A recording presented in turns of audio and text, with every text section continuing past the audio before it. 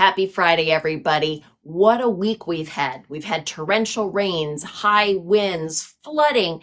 Today, a 4.8 Richter scale earthquake has rocked to the Garden State. Monday, we're going to have a solar eclipse.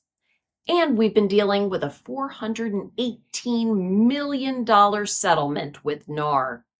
This is causing a lot of anxiety, not only for members of the real estate industry, but for consumers, our clients, our families, our friends. Everyone is confused and concerned about what this settlement is going to mean for our industry and for our businesses. Here's the good news.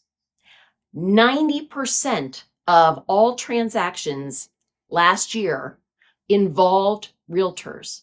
So when consumers are buying homes, 90% of the time they are using a realtor. And for the majority of those transactions, they've been happy with their realtor. So what does that mean now with the settlement?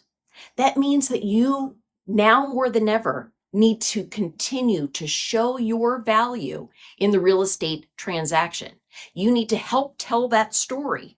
Continue to tell the story of your value and what you bring to a transaction, because you're not there just to provide access to a home or to help them to identify their dream home. They can find homes on Zillow, Trulia, Realtor.com, on to.cr.com, sometimes still in the newspaper and print like they used to decades ago. Your value in a transaction is to help them to avoid costly mistakes when they're making what, for most people, is the largest financial purchase they'll ever make in their life. You're there to help them to avoid mayhem, to help them to avoid mistakes, help them to translate inspection reports, determine whether or not something that comes up in that inspection report is a deal killer or just something that's nice to know. You're there to help explain disclosures, all of the documents, help get them through every contingency in the transaction. That's your value.